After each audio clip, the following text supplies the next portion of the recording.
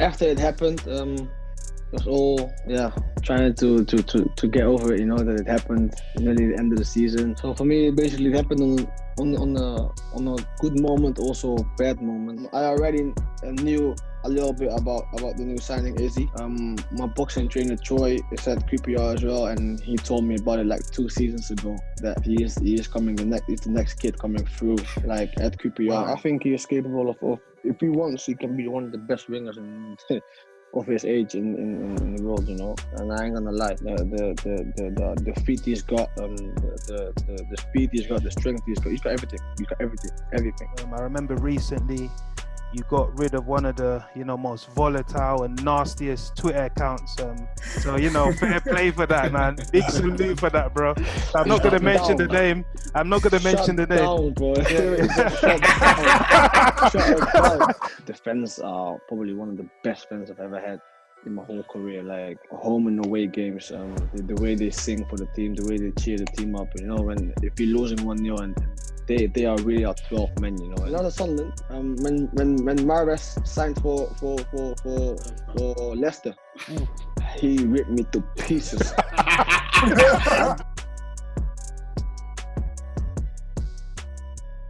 Hello listeners, and welcome back to yet again another episode of the Beautiful Game podcast. As ever, I'm your host Budge, joined by my faithful two co-conspirators Dot and Dej. Gents, how we doing? Yo, Budge, I'm good, bro.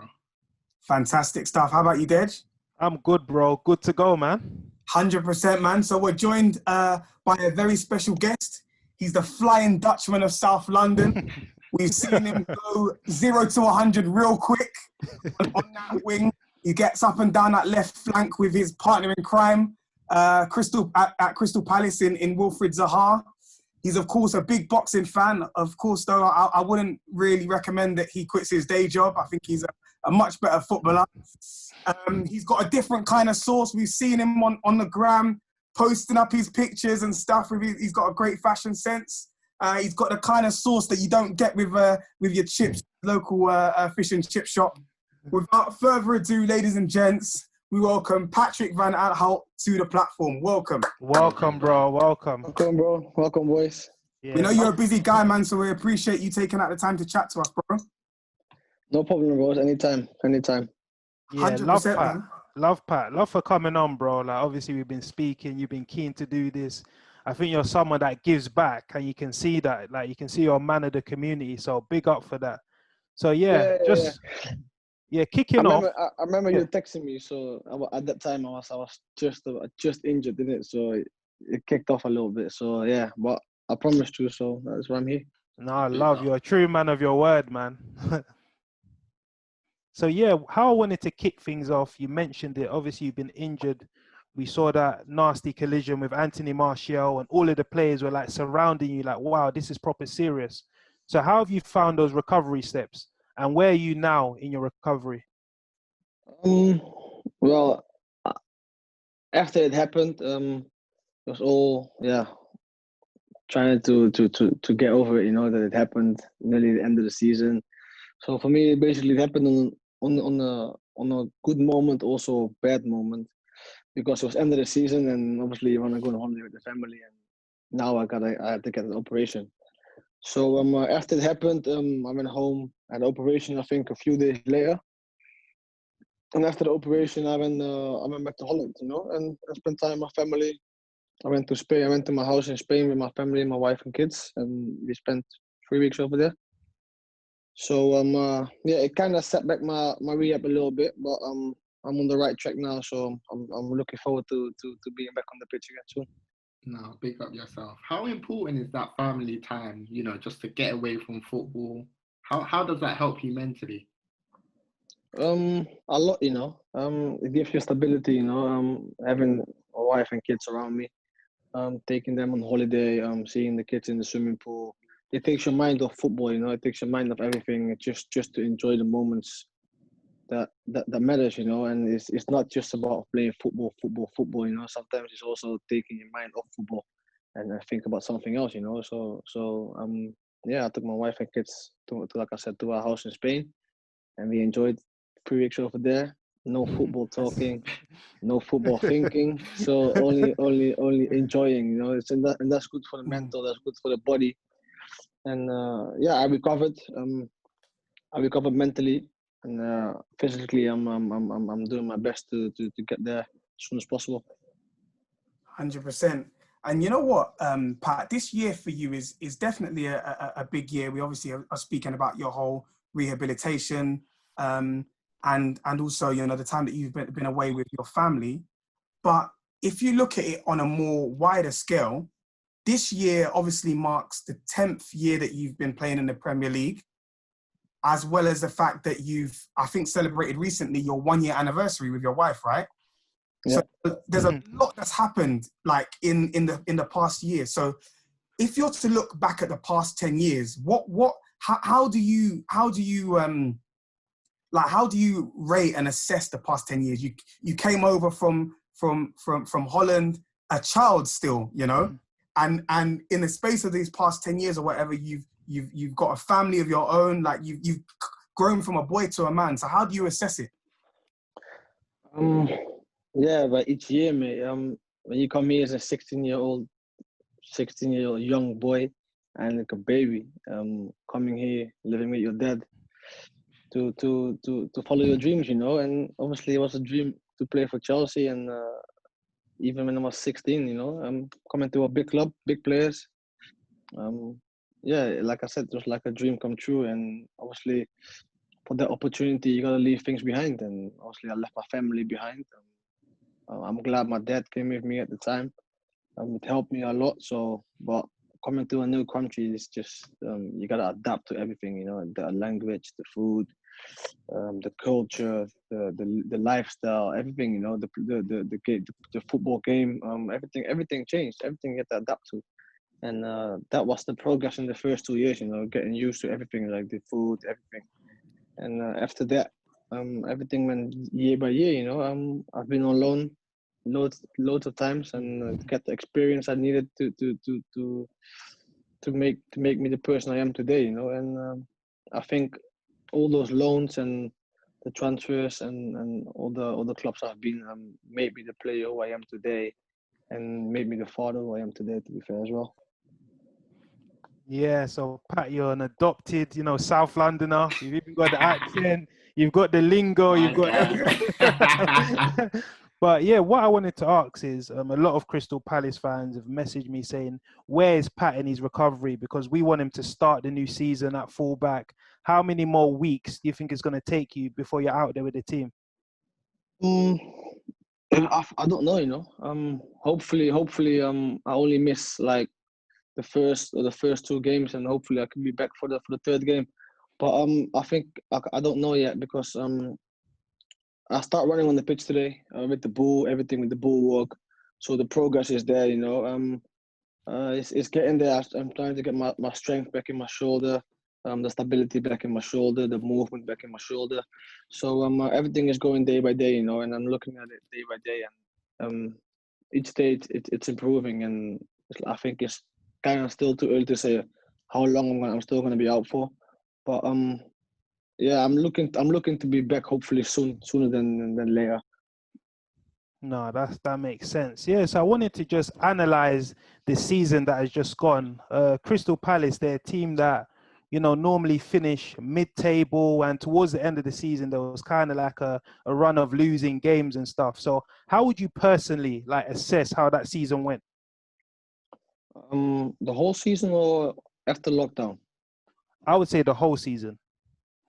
I think we started the season brilliant. You know, last season we started brilliant, getting points, and I think that's the best thing to do. You know, start the season good to get the points you need in the beginning of the season, so you don't have to catch up at the end of the season. You know, and I think that's what we did in the beginning of the season. We got our points in, and I think until lockdown, everything was looking perfect for us.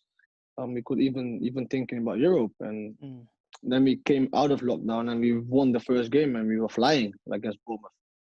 We were flying, and then we had a run of tough games, and I think after Liverpool, I think our confidence dropped a little bit, but it's football, you know. You have no excuses, and you have to move on.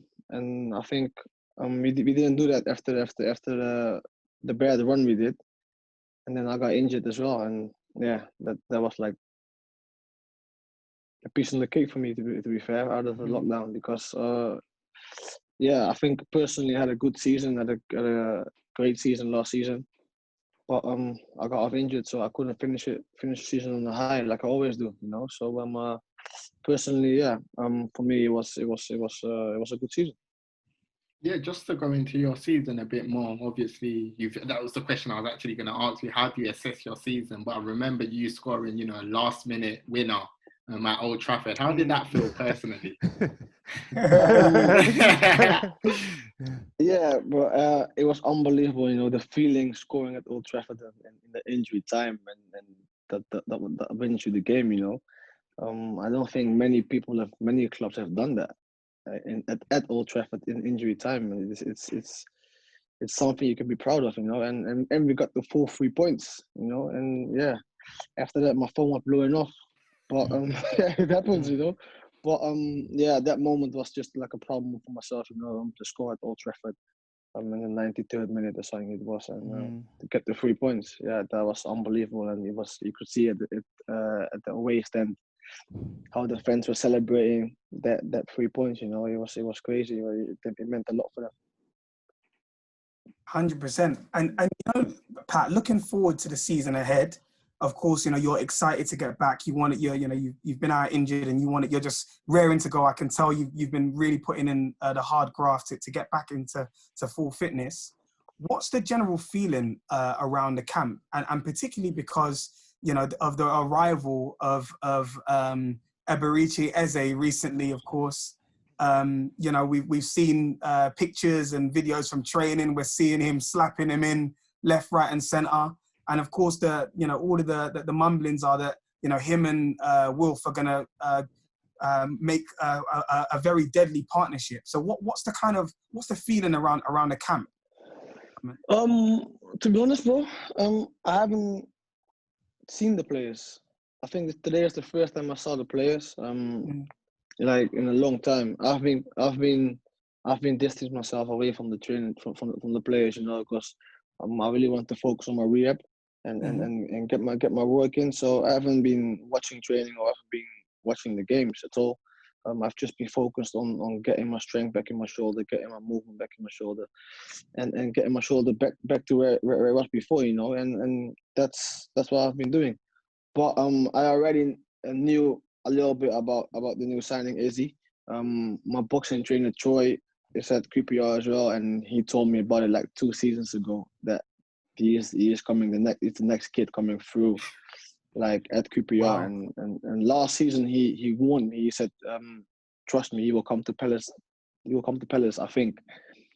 And when he signed, I texted him straight away. I said, "Bro, he just signed for us." You know, he said, "Yeah, I told you." He said, "You will enjoy him. He's a great player."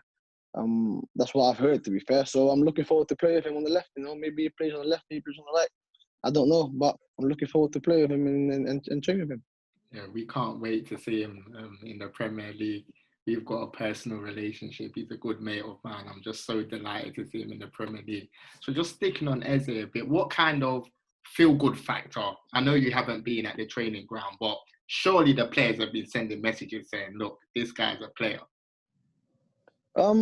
No, not really. No, I spoke to a couple of the players recently, and they said, yeah, he's been looking sharp in training, he's looking good in training. So yeah, it's just kind of looking forward and to look at myself, you know, to see how he is in training and in the games, you know. So I can't really say anything because I haven't seen him train, I haven't seen him play. So it's kind of hard to judge like that. But like I said, as soon as I'm back fit, I will keep you guys updated. Yeah, Pat, going back to you now, I think you're actually one of the most underrated left backs in the Premier League. I think your stats and figures, you know, speak for themselves. Over the past 20 years, you're one of the highest goal scoring left backs. Do you think, like maybe you were ahead of your time in a way? Because 3-4 years ago, people would be like, Van Aanholt, good going forward, terrible defending. But when you look at the likes of Alphonso Davies, Robertson, these are players that are getting judged on their attacking contributions. So how would you judge that? Yeah. These, how am I gonna say it? I think I'm being judged because I'm not playing in the top 4 team. You know, let's turn it around. Okay, Alphonso Davies. Let's not stick it to him because he's, in my opinion, one of the best left backs in the world at the minute. Mm-hmm. If even Marcelo is tweeting it, then you know he's yeah.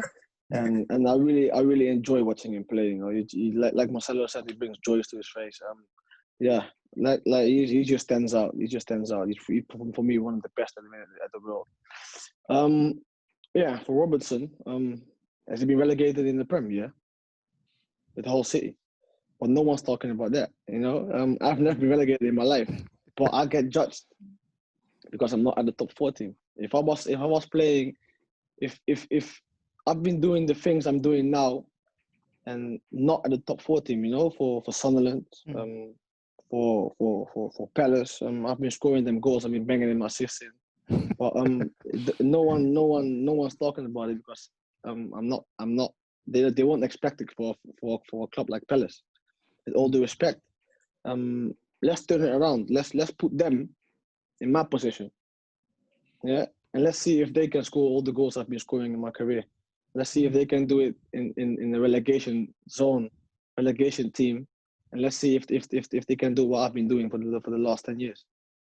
So that's how I've been seeing it. You know, if they put me in a different team with different players, like at Liverpool, you always gonna have the ball. Mm-hmm. You always gonna have the ball, so you always gonna have to attack. So it's easier to judge them than to judge me because at Palace, no one's expecting us to have the ball. You know, so it's a kind of hard one. But I've got respect for both of the players. For Robertson, for Davies, like I said, he's one of the best in the world. Robertson won the Prem last season, and he won the Champions League the year before that. So I've got respect for them, and he's young, innit? So So yeah. Pat, like, where would you rank yourself in terms of Premier League left backs? Obviously, you got Robertson, you got the likes of Shaw, Chilwell, you know, Mendy, all these guys. Where would you sort of pitch in your humble opinion? I think the stats speak for themselves. You know, I think I'm 2 goals away from the top 10 all-time Premier League defenders. Yeah.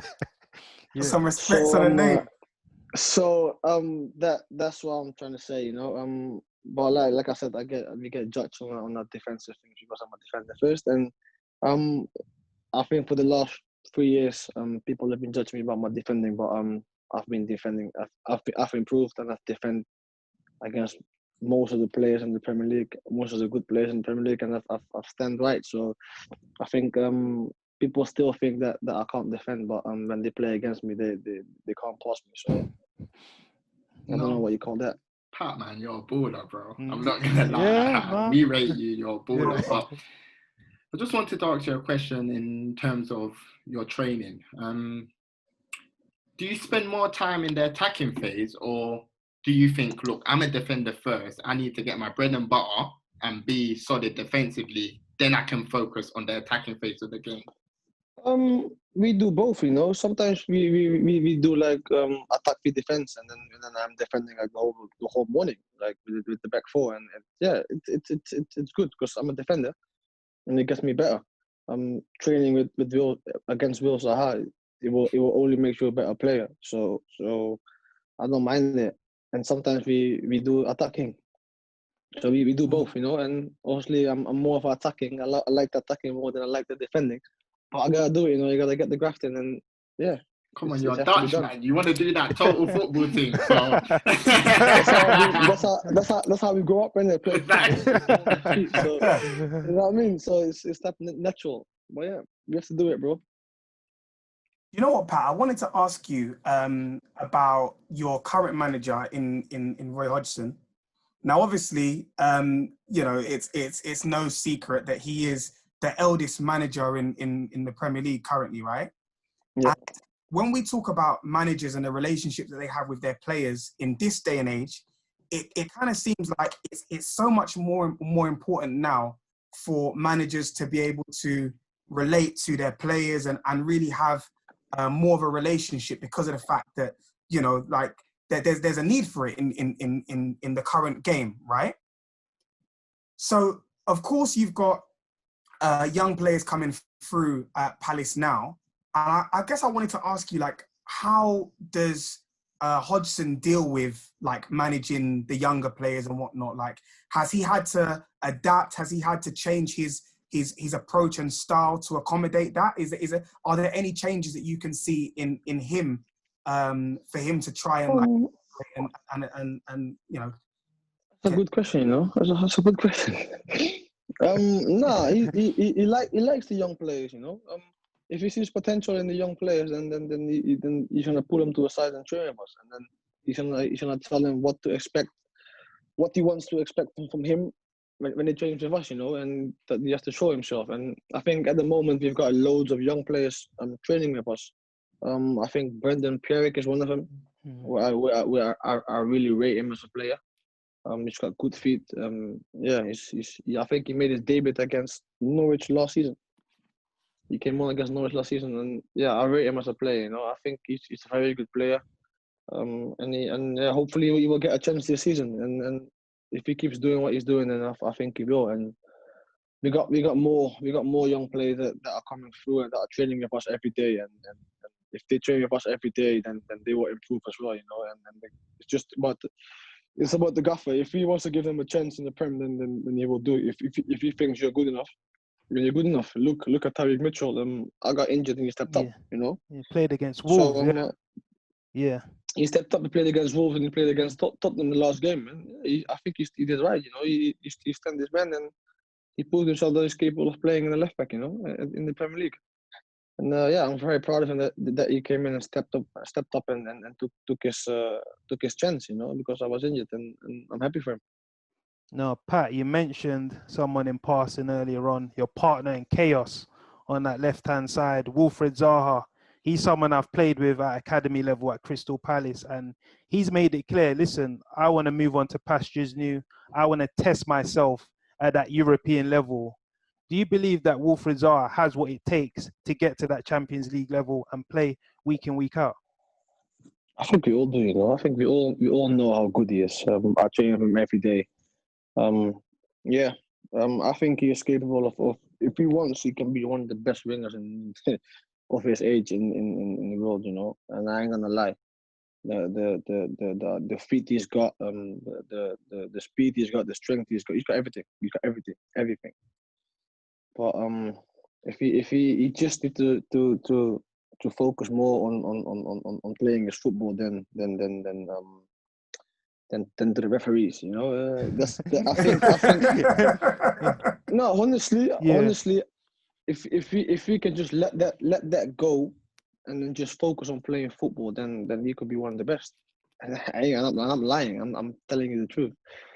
But sometimes he can just get annoyed, and I know it's hard, but it will get you out of your concentration, and that's what people want from him, to get out of his concentration. And if he gets out of his concentration, you're not gonna focus anymore. You're not gonna do anything. You're just gonna moan and that. And if he gets that only that bit right, then he's unstoppable. You know, there was some reports, you know, last season saying that he wasn't happy at the club because he didn't get that big move. How was his commitment at Palace on a day-to-day basis?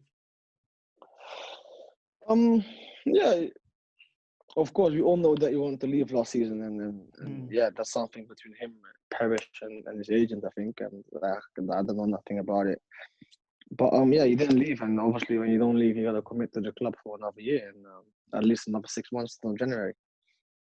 And I think he did that. You know, I think he's professional enough to know that he didn't leave to get to stay for another year, and obviously people like us love him. So why not? Of course, he's gonna give everything for the club, like he's been doing for the last how many years?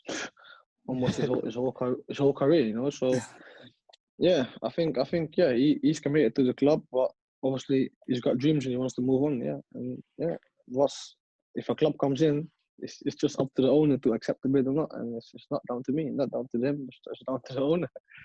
Do you know what, Pat? I wanted to ask you about something that's off the field, actually, and something that you've been very vocal about, you know, and using your platform for. And I think you said it perfectly when you mentioned you said simply, why are we still talking about race in 2020? And I think that is a very, very poignant statement, because it shouldn't really be a factor in our conversations. And of course, like I said, it's not. Yeah. So you've used your platform, you've been speaking about it, like, and coming out and sharing your viewpoint of it. And I think that's been very, very powerful.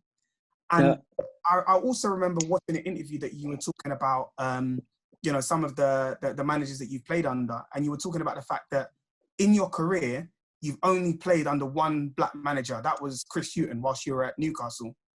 Yep. So the question I wanted to ask you is, do you feel that your career would have been any different if along the way you had more black mentors or coaches that you were looked after by?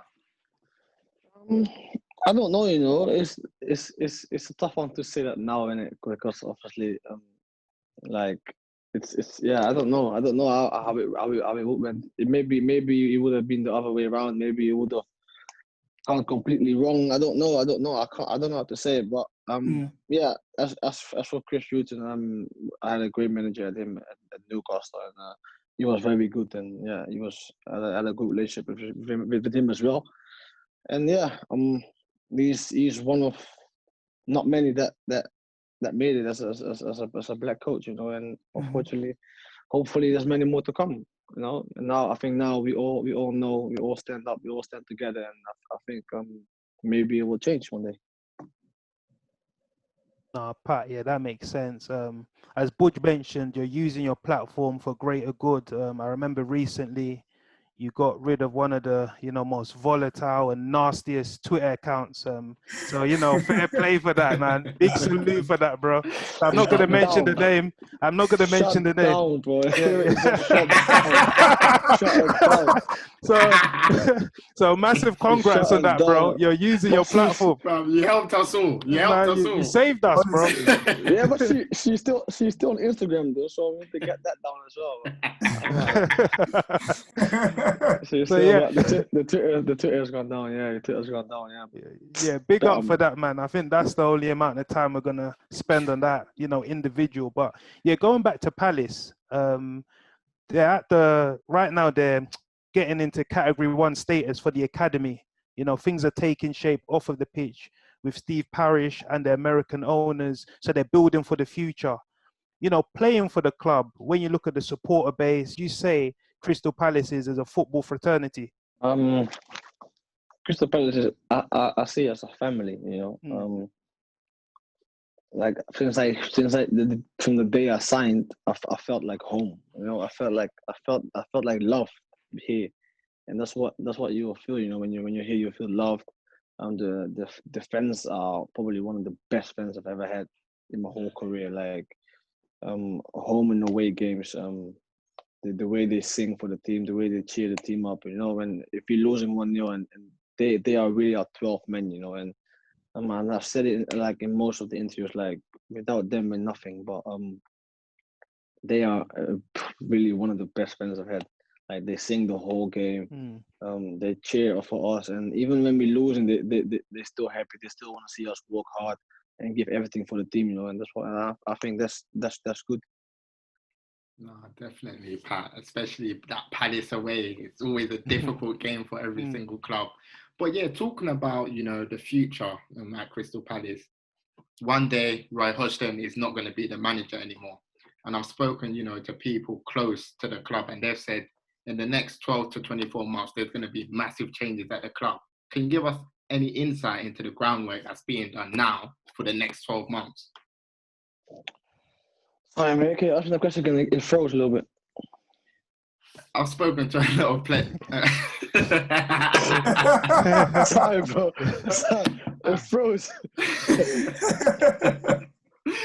said I've spoken to a few people close to the club, and they've said in the next 12 to 24 months there's going to be big changes at the club. Can you give us any sort of insight into the groundwork that's happening now for the future? I don't know. I don't know where you got the information from, bro. Honestly, I don't know. I don't know what's gonna happen.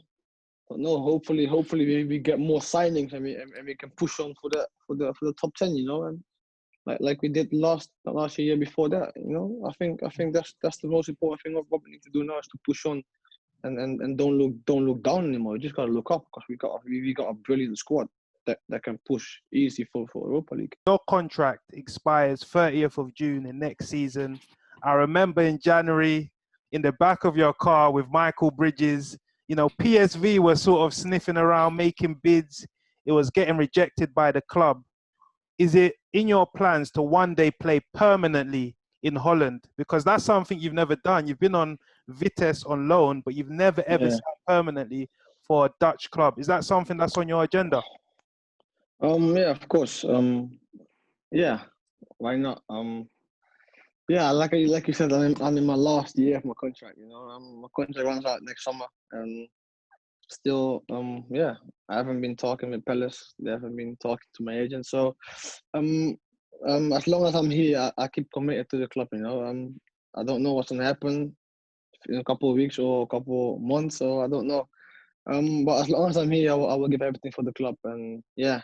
But in January, PSV did bid 3 times, and they got 3 times rejected. And I was thinking about going home. Yeah, to be fair, because obviously my kids are from there, my wife is from there, and obviously I'm from there as well. So it helps the kids as well.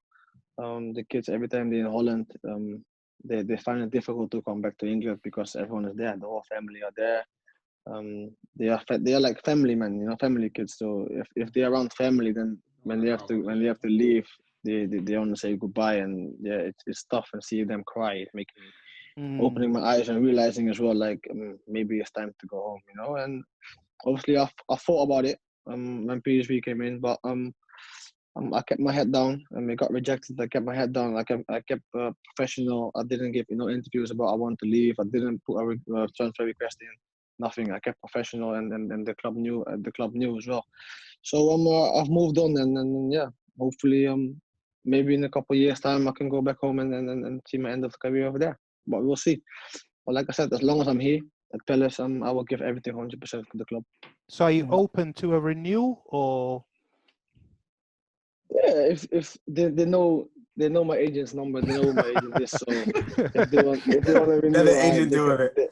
They can talk to my agent. I'm just focused on my football. I focus on my rehab at the minute to get fit as soon as possible to get back on that field. You know, with the whole pandemic and whatnot that's happened, and we've been in lockdown. But recently, kids returned to school, right? And I think it was just this past week that kids were back to school and whatnot. So how was that for you as a parent now? You know, how did you feel about letting your kids go back to school? What was the whole experience like? My kids went to school first time yesterday. After 6 months, yeah, it's crazy. I was a bit scared in the beginning, but my wife dropped them and we picked them up together, and it looked alright. It looked all good. And today I picked them up myself again, and it's okay, you know. It's alright. As long as everything is healthy and organized and everything is good, you know.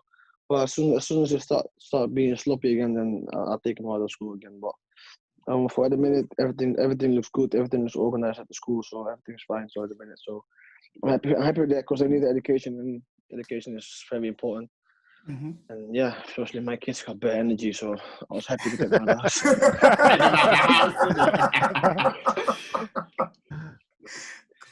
Yeah, they've been jumping around the house and mad. Oh, it's crazy, man.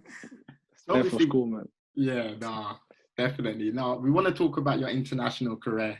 You've got 10 caps for Netherlands. For me, I feel that you've been shortchanged. I think you should have more than that. How do you feel about your international career?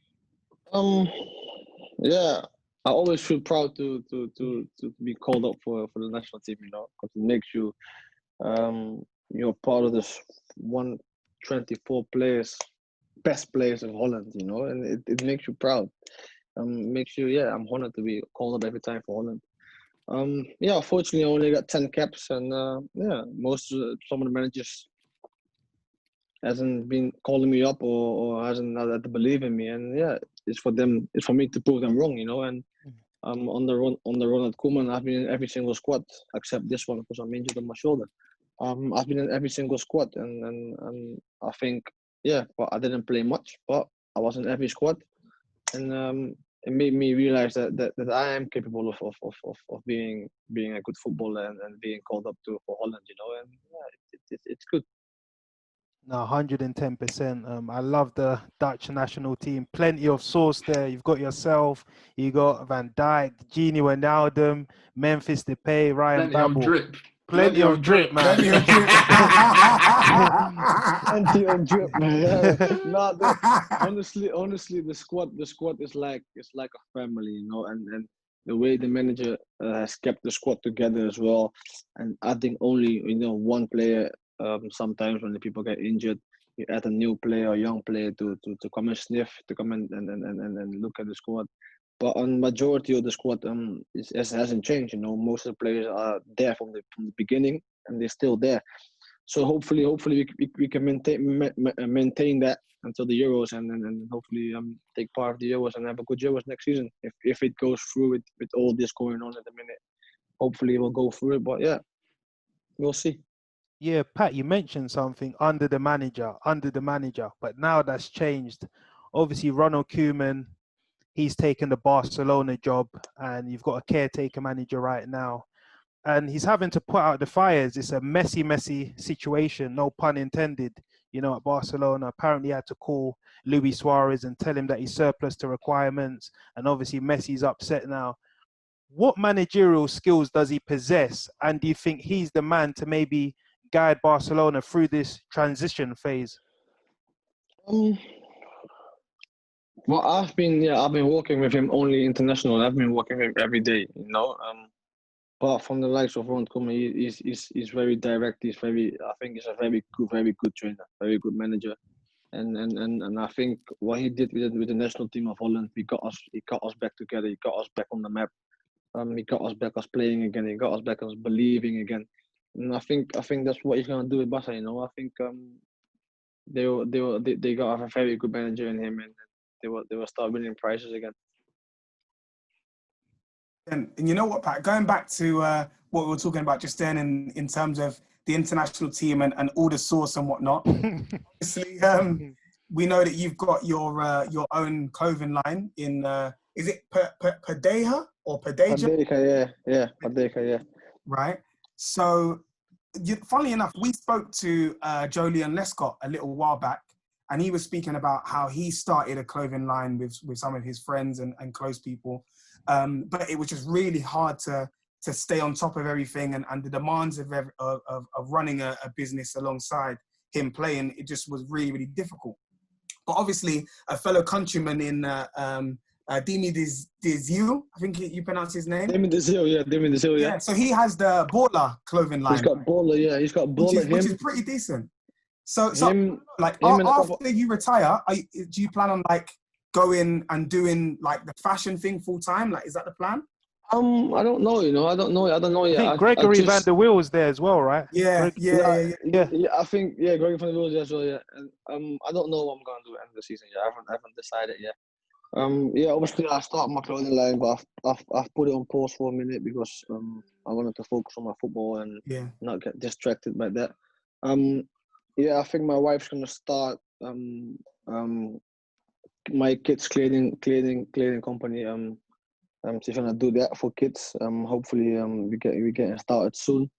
At the minute I don't know what I'm gonna do. Obviously I like fashion. I'm into fashion, so that's why I'll probably start my own clothing line to get what I like, you know. And sometimes the shops ain't got what I like, so why not make it yourself? So I don't know. Maybe I'm gonna carry it on when I finish. Maybe not. But the design is there, the potential is there. So hopefully we can carry on with that. But maybe we'll see. I want to go back to the Dutch national team. There's someone, Wijnaldum. He's being linked heavily with a move to Barcelona. I'm a Liverpool fan. I think he's underrated. Some Liverpool fans don't see what he brings to the team in terms of the effort, hard work, ball retention, that technical security. Do you think he's going to leave Liverpool? I don't know. Honestly, I spoke to him. Come on, Pat. You've been messaging, bro. You've been messaging him, bro. I spoke to him a couple of days ago. I mean, it was a national team, but honestly, I don't know. I don't know what's gonna happen. He won the league. He won the Champions League with Liverpool. He's the same position as me. He got 1 year left in his contract. And, yeah, I don't know what's gonna happen. I don't know. But obviously, we all know how good he is. We all know how important he is in the midfield for Liverpool. And yeah, I don't know. I don't know I don't know what he's thinking. I don't know. You have to ask him or his agent. And I'm not his agent, so I can't speak to him.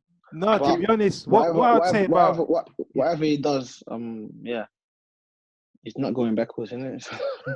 what I would say about Gini is the thing I have to rate is he sacrifices his natural game for Liverpool. I mean, when you see him at the Dutch team, he's attacking, he scores goals. But at Liverpool, he's playing with like the handbrake on, so to speak. But under Ronald Koeman, it seems he knows how to get the best out of him. Hence why obviously Barcelona want to take him.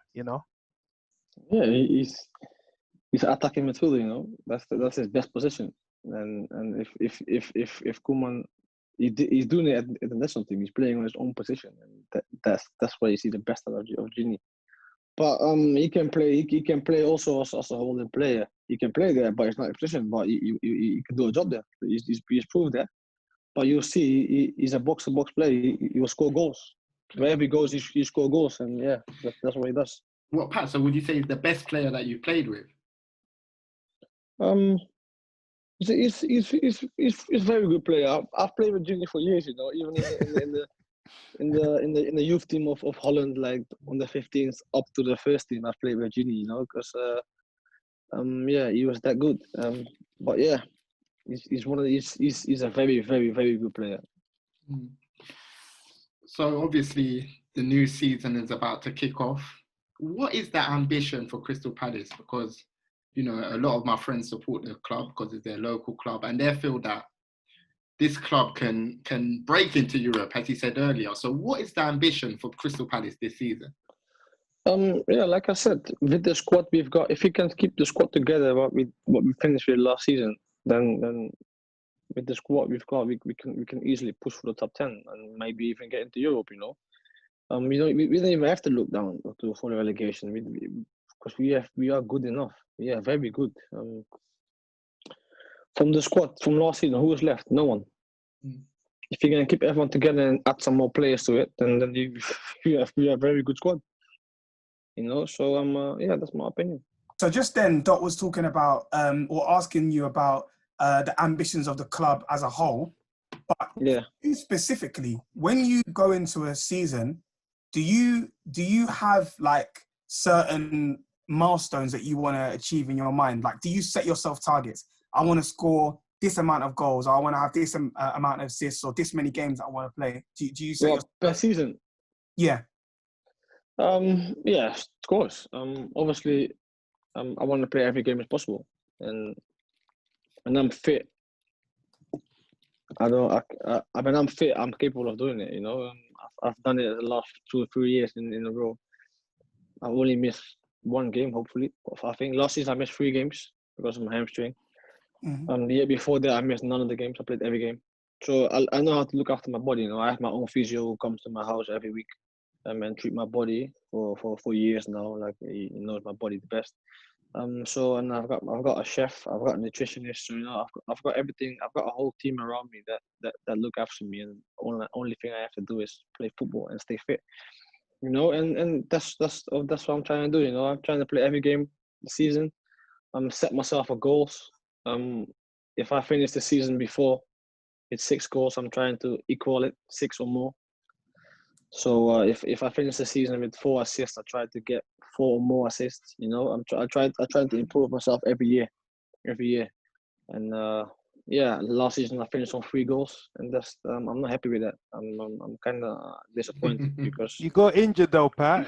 yeah, I got injured though. For the last 3 years, I finished the season with 6-7 goals. And hopefully this season I can score 6 goals and get into the top 10 of the all-time scoring list defenders. 100%. Fingers crossed, bro. I'm only 2 left on the top 10. I'm on 21 goals, and I need 2 more to get on 23. So I'm in the top 10. So yeah, hopefully we can do that this season. as soon as possible. Hopefully this season, yeah. Obviously, I want to speak about Pat Van Aanholt, the man. I want to get inside you. Like what I've noticed, I speak to a lot of footballers outside of football. They've got a lot of interests. You know, we see footballers for 90 minutes or in training or in the press. But when I speak to a lot of them, they're interested in fashion, property, gaming. Outside of football, what things do you like doing? I come home and I spend time with my family, I think that's the most important thing you can do, and spend time with your family, spend time with your kids. I don't mind gaming. I game a little bit. I play NBA. I play Call of Duty. Sometimes I play FIFA. I'm kind of. I'm not like a gamer that who does games like 2 hours, 3 hours, 4 hours in a row, like all day. I like to game a little bit. Like sometimes I play a game, but mostly I just chill at home or spend time with the family, have a rest, and that's it, bro. Like, yeah, that's it. No, cool. Take wifey out for dinner.